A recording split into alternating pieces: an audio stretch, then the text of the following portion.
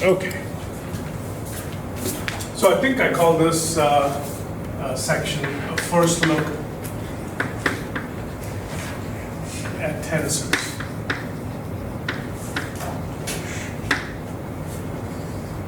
What we do here would be tensors in Minkowski spacetime, but it's the exact same thing in general. Okay. All right. So suppose you have a point in Minkowski spacetime. You might have a vector, right? So when I say a vector, it's objects like this.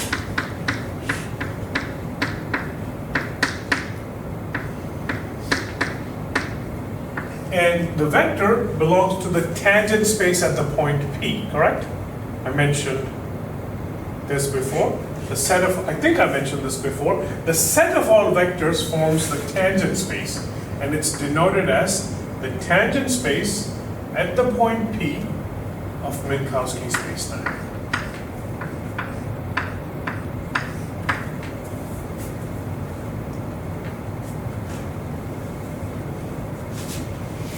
Yeah?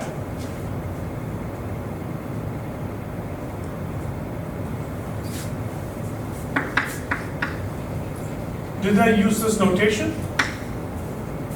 I think so. It's a I think I remember seeing something. I think like early on, yeah, we haven't seen it in a while. Like, It might have been earlier on. Yeah. I think it is. Like before we got into it, obviously three vector stuff. Yeah. So it's this. So it's the set of all tangent vector. Let me also then in that case let me make that very clear. Set of all collection. It's a vector space. All tangent vectors at P. Yeah.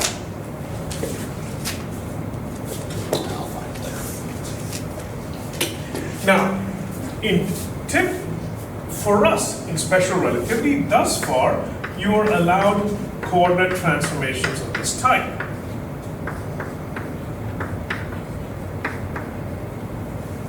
But when you do such a coordinate transformation, a vector, so a vector, well, I call this V, V would transform like so.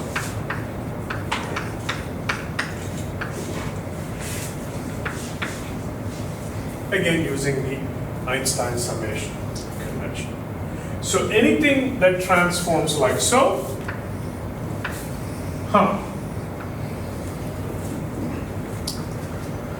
you're squinting. Yeah, I have a question. So you say set of all tangent vectors at P. Yeah. That's all vectors that are tangent to themselves at P? No, tangent at the point P. Oh, let me draw a diagram there. Please. So, of course, this is only, I'm hiding all the other dimensions, but that really doesn't matter, right?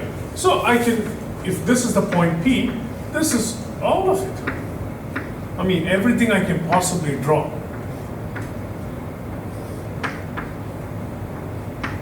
You know, any layer. So it's like originating. All the arrows starting at the point P, located that originated P. Okay. Why do we call them tangent? Because they could be tangent to a curve. It's just at a point, Yeah, at a point. on a curve. Yeah, on a curve. Interesting. Right? So if you pick another point Q here, you would have its own tangent space, and some longs. All of the vectors have to be included, short, long. It's a whole vector space. So it's all vectors that touch that curve at point P or Q1. And that's It's the tangent to all the curves. Yes. Yeah. And remember why the a mu goes away, because it is exactly that, right? It's the tangent, it's the derivative of, so when you take the derivative of that, this goes away, or delta x. So how do you actually physically create a tangent vector? Well, you need 2 points if you want to think of it that way. You have, let's say this is x1 and this is x2. These are just points in Minkowski spacetime, but I could consider this to be a tangent vector at x1 pointing, it's the vector that you can see its length and direction and all of it. Yeah? And so this is a vector. So x2 minus x1 is a vector, tangent vector.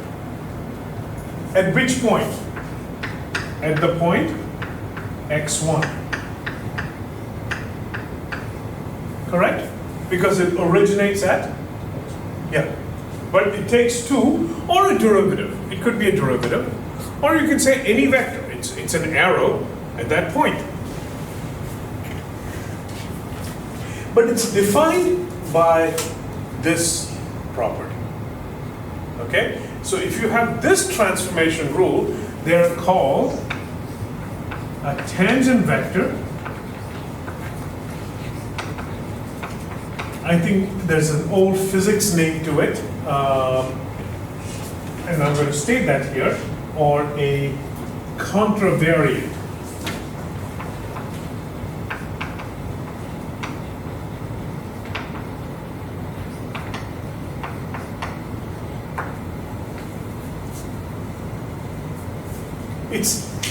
It's strictly defined by this rule for us. So if it must transform like so. If we find something else that transforms in a different way, we wouldn't call it the tangent vector. Of course, if I were to say that, that means we're going to look at something that transforms in a different way. Now let's take, consider two vectors A and B. If I do this, is invariant, correct?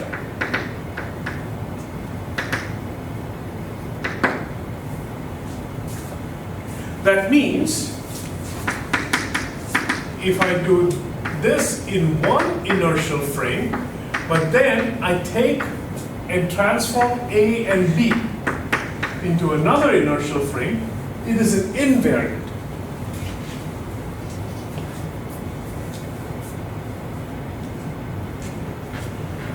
And this, so this can be written as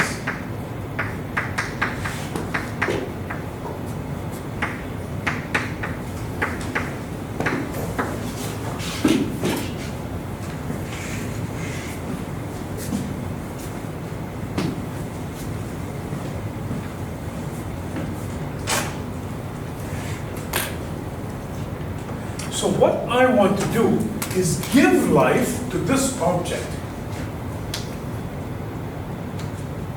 I want to give life to this object.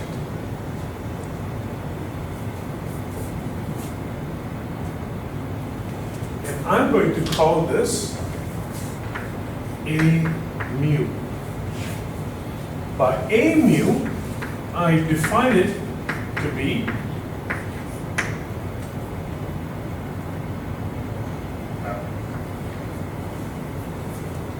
lowering it.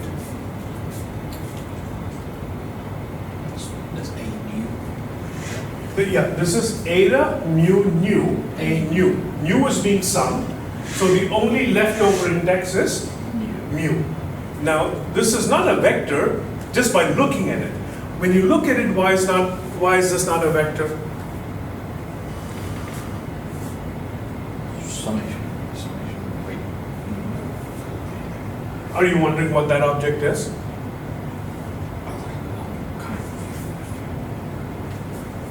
So let's. Should we? Huh. Would we not want a mu? Oh, I see. Given that. Would you prefer? Because B is mu. All right. So let me do it. It doesn't matter. Sorry. I guess yeah. It doesn't necessarily matter. Because this guy is symmetric. Yeah. Okay. Yeah. Good. So this is the definition of. So why would I, in a moment, why would I say that this is a different kind of object? Yes, Doctor.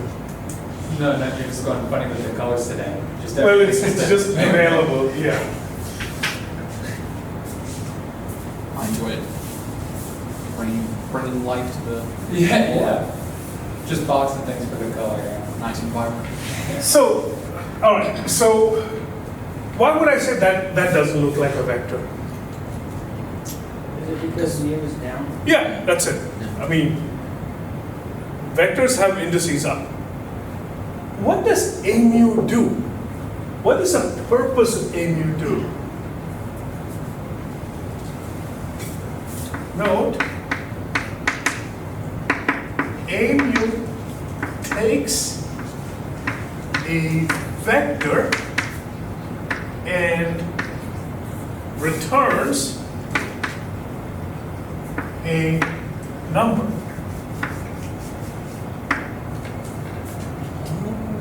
Now, you might say, what is that? Well, that equation, this equation, I can write it as,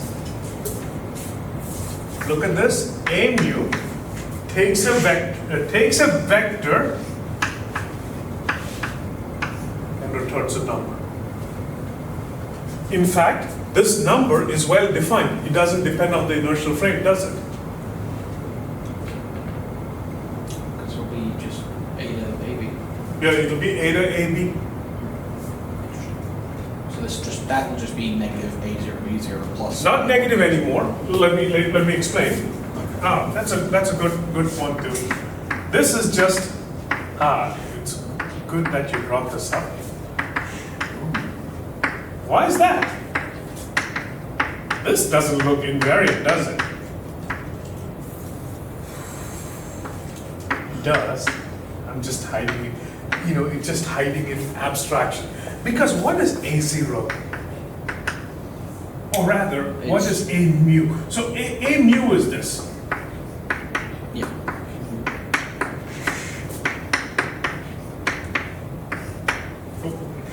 Yeah. That's what that is. What is a mu? It'll be eta.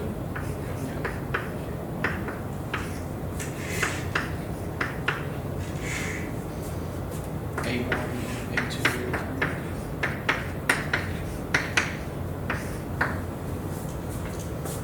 So when I do this times that, I get minus A0, B0. Yeah, so it all kind of works out.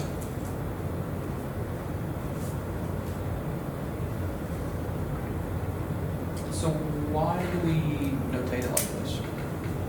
What is the reason behind changing it from A Upstairs to AB? downstairs? Well, from A to AB to A mu, B mu. Is it just for the ease of notation? No, it's not. Because look at this. If I define an object like this, the net result is independent of coordinate transformation. And we'll see. Okay, so the following theorem will make that clear. It's a good question. Why would we even bother?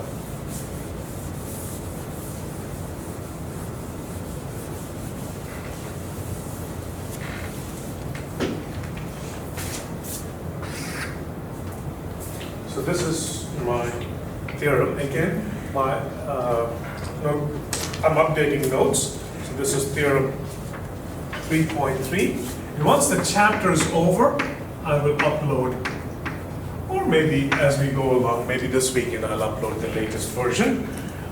So we have seen that A mu, B mu is A0, B0 plus A1, B1 plus A2, B2 plus A3, B3. Well, that is actually equal to minus A0, B0. So it's your good old-fashioned Minkowski product. You see this? We know this is invariant. But it says this guy is invariant. This this is sort of in parentheses. This is invariant for any A mu provided A mu transforms as follows.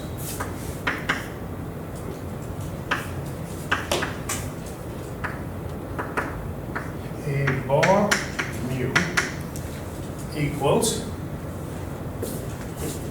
lambda mu nu A mu.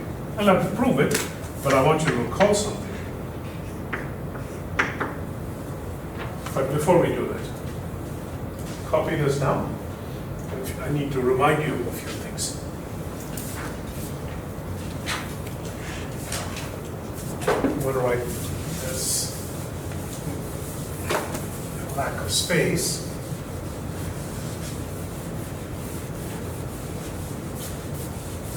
Okay, we want, so forget this part. If I define A mu with lower indices object, then A mu B mu, written like so above, is invariant without the minus sign, provided A transforms like this. Now, if it transforms like this, is this a vector? Yeah. What did I say vectors transform as?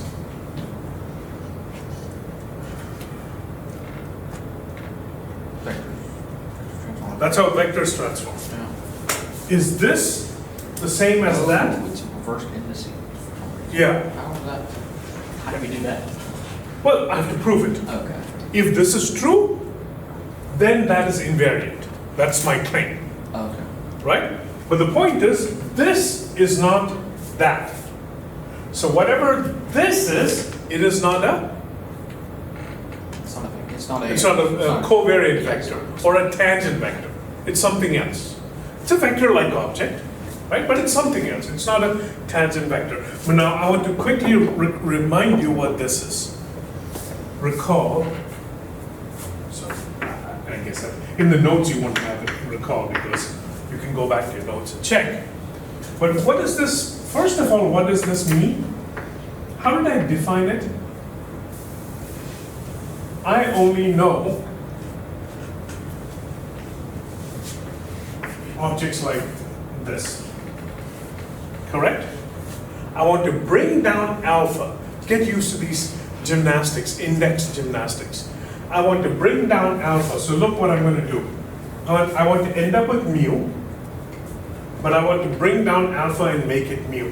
So I put mu alpha. Correct? Then I want to raise beta. How would I do that? Put that on top of new. Beta on top, and then what do I want? New. Mu. But I defined this before. Well, what is this guy supposed to be?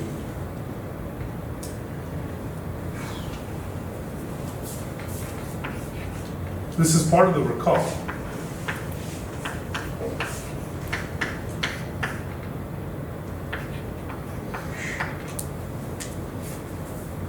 And it's in your notes from chapters ago. Okay, so let me write out the notes.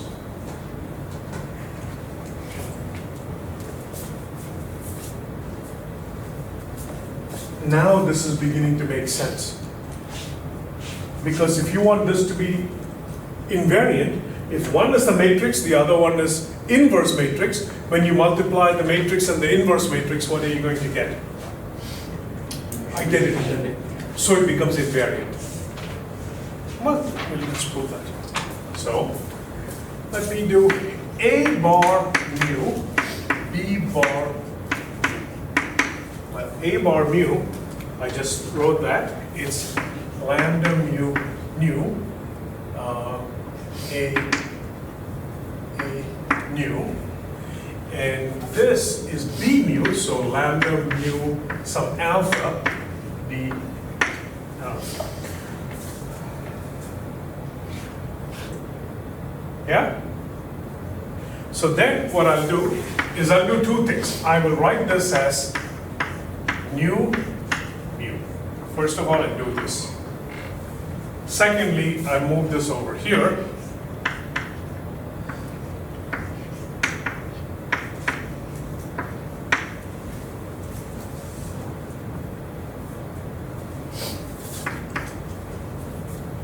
I've constantly mentioned this from the beginning.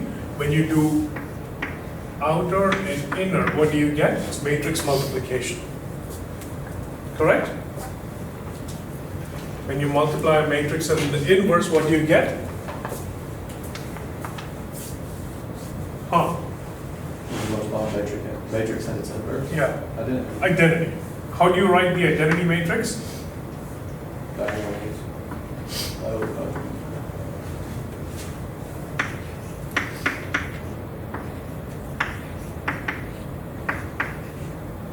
Well, no. New alpha. Look, this is being multiplied. New alpha. And then I have a new B alpha.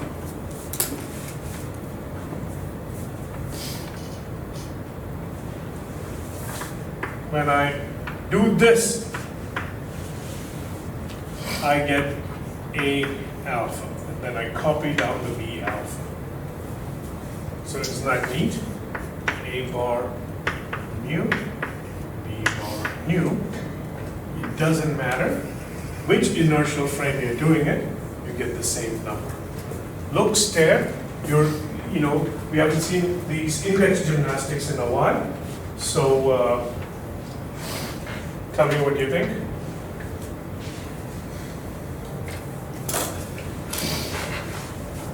Let it sink in.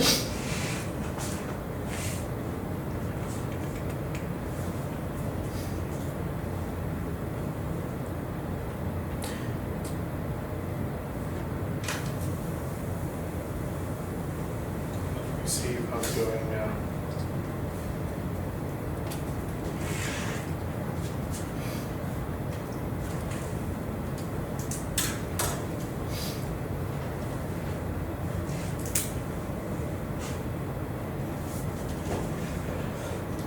What does the delta serve as? That's just the index?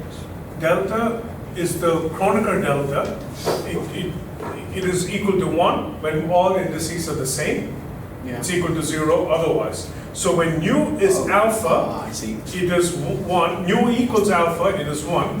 If nu is not equal to alpha, it is 0. But alpha is being summed.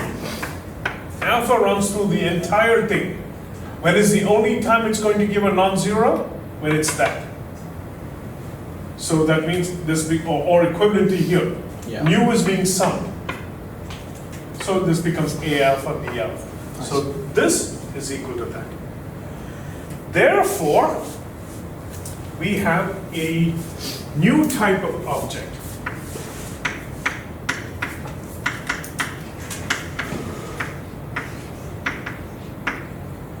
I don't know, I know what we cannot call it.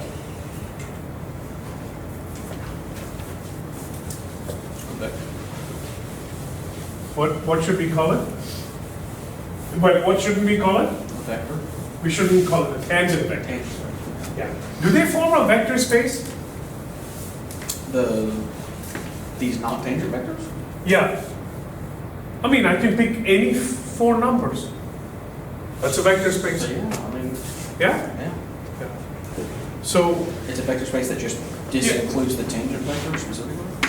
it's got nothing to do with the tangent vector. Tangent vectors transform like this. Okay. The set of all A mu is a vector space. Well, I mean, I don't mean to make it complicated. I mean, if I do this,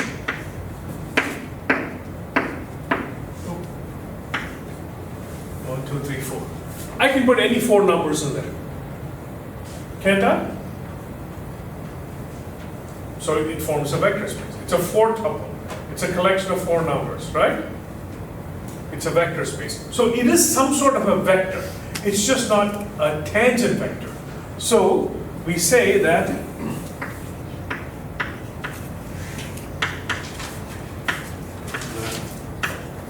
A mu is a dual vector.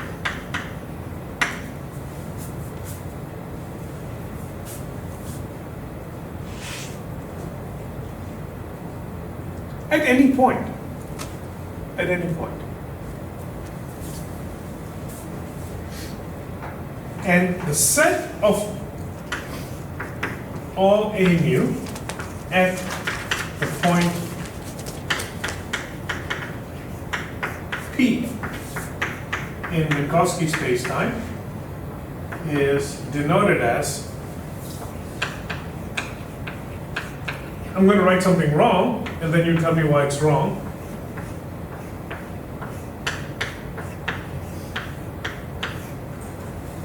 Why is that wrong? That's Well, that is a tangent space. You can call it by a different name than write exactly the same thing. So, start on it. That's one way to do it. Yeah, it's a different vector space. You don't, let's not worry about it too much. It just, So there's a relation between the tangent vector space and this vector space. correct. Ah, good. That's not Ah, well, in quantum, we're taking the product of molecular size alter to Bra and Ket. What do you do when you take a bra and Ket? What do you get? An inner product, which is in quantum mechanics, it's a complex number. Yeah, it's a number, but It's a number. Yeah. Here- Same concept. Same concept. Same It's the same thing. Yeah. It's not Rod Kit. Dual. Yeah, well, yeah. I mean, if you look at some books, people write, Oh, did you do Rocket? yeah, A, B to be equal to, Yeah. Just an inner product. yeah. In quantum mechanics, you would do the complex conjugate, right? In relativity, you would make the A0 component negative and keep the other ones exactly the way it is. So when bra acts on a ket, it gives you a number.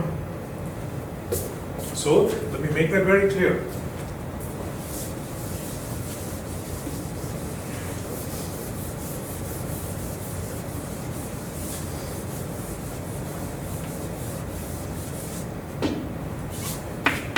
The action of a dual vector on a tangent vector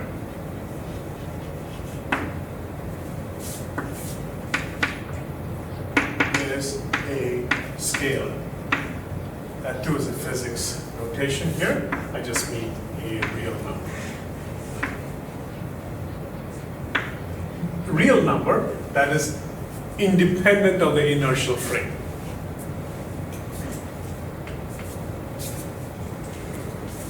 So, what you should think of, so here's my spacetime, and here's my point P.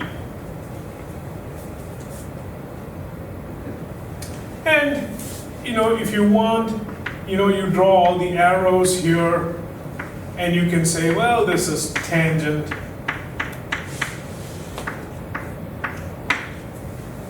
Yeah? But the dual to that point is tangents don't really belong in the space. Tangents is a vector. Space is a collection of points. So the correct way of thinking at this is for every point, I'm just picking, we usually pick a point P in the first quadrant because that's easier to draw. So when I draw a tangent vector, I can only do this, by the way, in special relativity because they're all arrows and straight lines. Yeah? But tangent vector does not belong in Minkowski spacetime. Minkowski spacetime is a collection of points because they don't transform like a tangent vector. A tangent vector has its own transformation rule. Let me clarify. So points in Minkowski spacetime transform like this. Correct? Tangent vectors transform like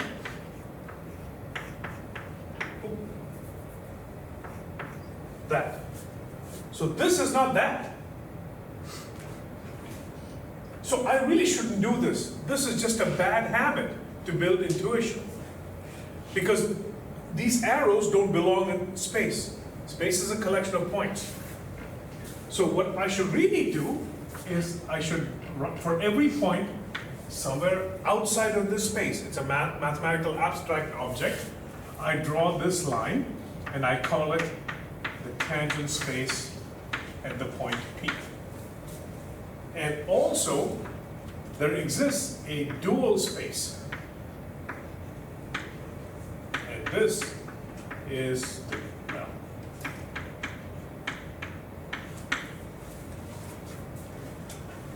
and in this space, you might meet a dual vector.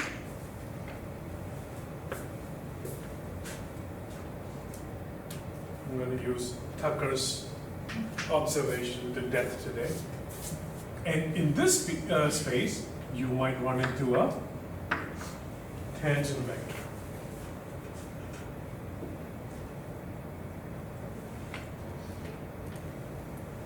And, oh, yeah, correct, one up, one down. And when they meet each other, they annihilate any vector-like property resulting in a scalar, in a number. That's what duals do. Duals take a function in a linear way, and takes a vector in a linear way. That means a dual acting on the sum of two vectors is equal to the dual acting on each vector and then taking the sum. So the tangent space and the dual space are not in Our Minkowski unit- space. Correct. But they're denoted as being part of Minkowski space. What's that? But they have Minkowski space in their definite, like not in their definition. No, in no, their no. notation. So this is because I have a finite chalkboard. The Minkowski spacetime in this diagram ends here. Yeah. This is on a different But page. I mean like they're didn't like in their like actual term they have Yeah. the M4 in it. Why even have the M4 at that point? Because it is a tangent space to the Minkowski spacetime that we are studying today. Okay. We won't be studying this forever. because it's tangent to Minkowski space. It is tangent to Minkowski space. Okay. What happens if your space is a torus? So here, you might have a point here, but your tangent vector can exist. So it becomes R3 instead of M. No, torus is two-dimensional. Donut, surface of a Oh, donut. it is two-dimensional. Yeah. So there's no R2 then? R2, yeah. I mean, if the space is not R2, the tangent vector is a two-dimensional vector space. Okay. It'll have two dimensions. Not sure. But tangent vectors are always nice vector spaces. It so happened that Minkowski spacetime is also a vector space. That is both good and bad. Because it's a vector space, we learn how to progress with it. Bad because we have to unlearn what we have learned. Okay. All right. So, I want to clarify one thing and state some problems, the meanings of why these problems are important. So, this is very simple. There's a nice map from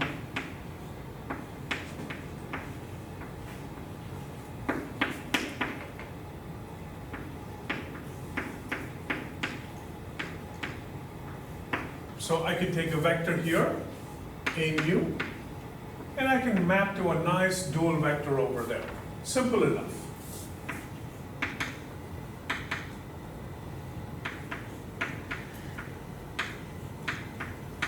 Correct? This map is completely invertible because eta is also invertible. And there's also a map, as I just said.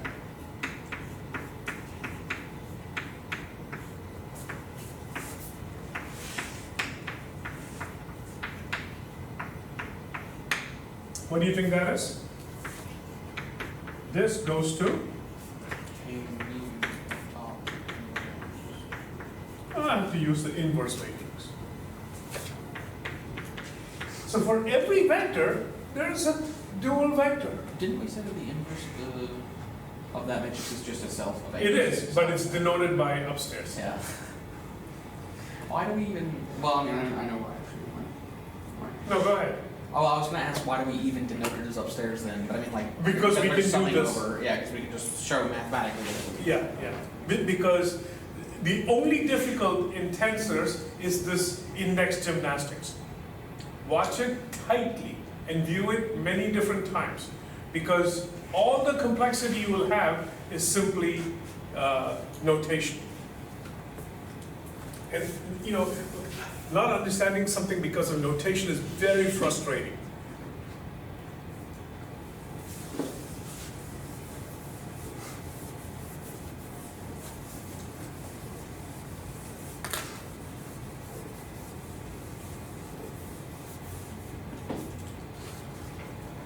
So this is, again, problem numbers may have changed.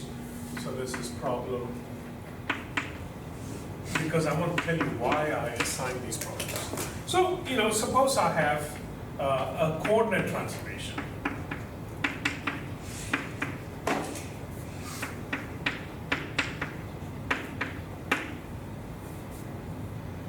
I want you to show that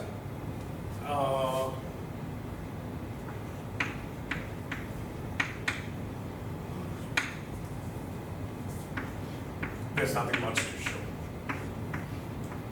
It's really more to realize.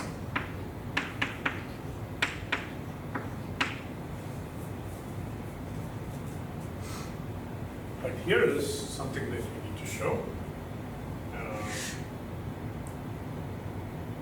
And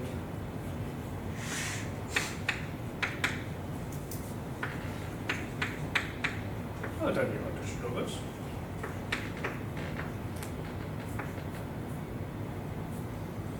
That's it. I see a small mistake. Items.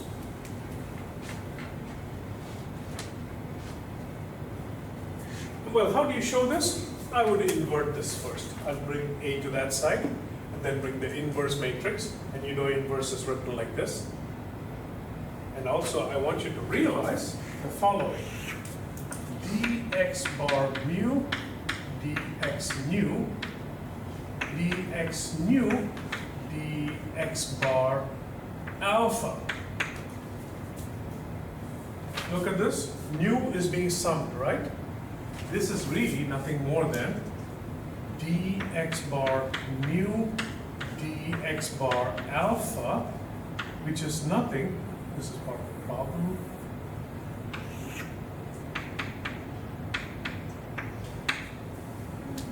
Wait, nu is being summed there? Why is nu being summed? Nu is being summed because upstairs, downstairs. So because it's on the bottom of a fraction, the top of a fraction is counts as upstairs, downstairs? Correct. It's the first time I've seen that. It's a lower index. Is it a lower index? Yeah, it's bottom. It's the denominator. Is that how that works? Yeah. This is true in just in calculus. This is very simple. Suppose you know, forget any Minkowski spacetime. This is always true. Suppose you have x1, x2, x3 Cartesian, Yeah. and then suppose you have r, theta, phi. What is dx1, dx2? What's the partial derivative of x with respect to y? Just be Partial derivative of x with respect to y.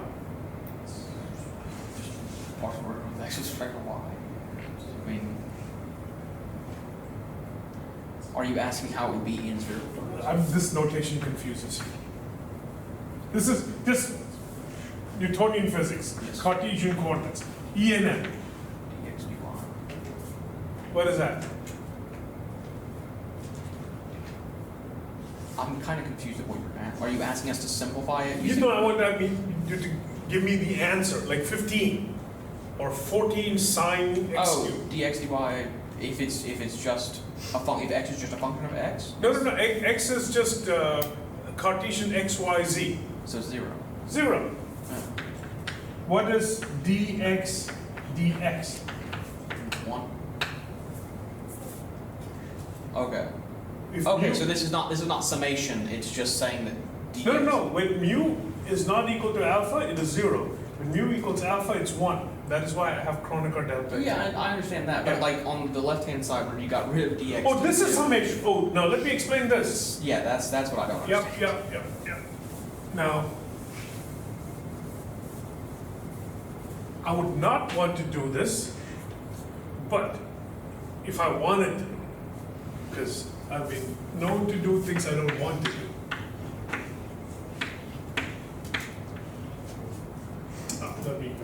I could do it this way.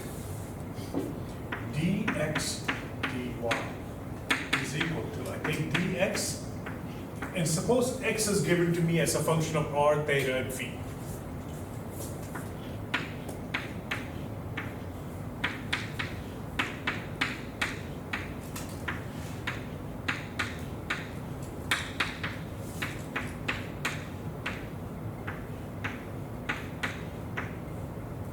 You believe that? Chain rule. Chain rule, that's what this is.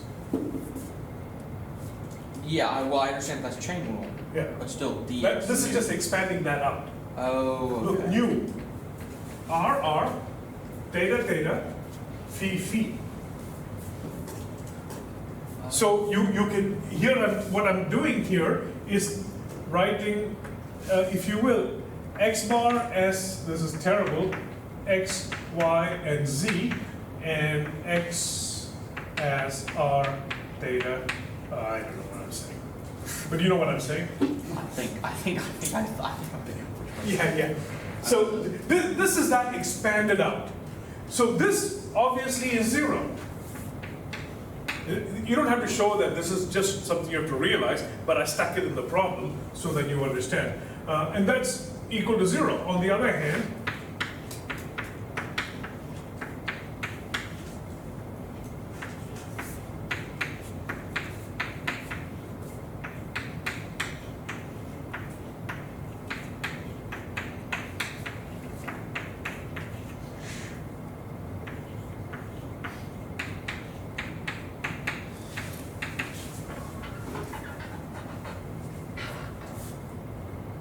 because you know the transformation from given x, y, z, can you get r, theta, and phi as a function of x, y, and z? Yeah. Conversely, given r, theta, and phi, can you get a function of x, y, and z? Yes. I mean, can you write it as a function of x, y, and z? Then you can do this, right? Oh, I'm going to change the homework problem to include that. I'll make it polar. Okay. Yeah? I want you to explicitly show this. Okay. Specifically on this problem? Yeah, to understand what this notation means. So why did I assign this problem? Because we know that dual vectors transform using this guy, and tangent vectors transform using this guy. Sooner or later, special relativity is going to end. And we won't have a space-time that is given to you. You have to solve for space-time. What you have are arbitrary x, y, x1, x2, x3, x4, or x0, x1, x2, x3, and y0, y1, y2, y3. How do tensors transform? You don't have a Lorentz transformation. How do vectors and dual vectors transform? You don't have a matrix. It's got nothing to do with Lorentz transformation. It's a messy, curved universe. But you'll always have these guys. So this problem is in preparation for that. This is first look at tensors. This is tensors in Minkowski spacetime. When you want to do tensors in curved spacetime, this problem becomes handy. I mean, like trivially handy. Yeah?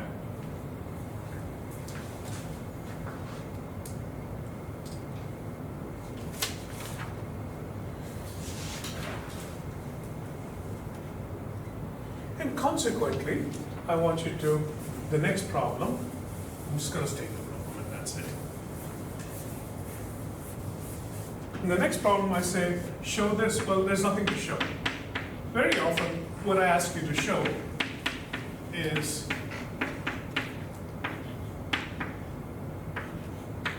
why is there nothing to show here?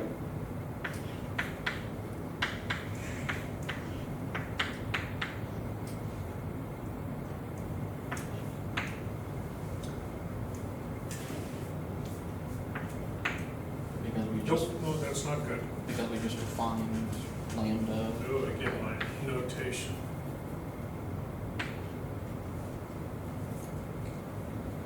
Because we just defined lambda. Yeah, it's just, Yeah. I Just mean, plug this- in previous lambda, yeah, you just plug that in. and it gives you the exact same. Yeah, there's nothing to show. Most of my problems, there's nothing to show. It follows from this one.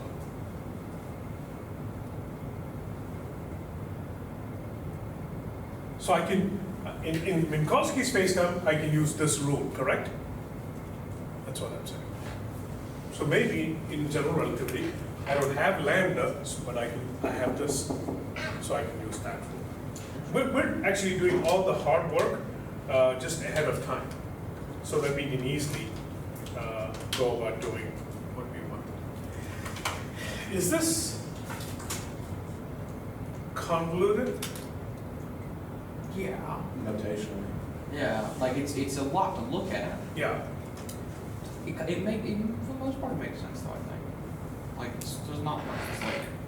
The math makes sense, the notation is Yeah. what's confusing. Yeah, the notation's a lot. The only way to fix this is repetitive visitation.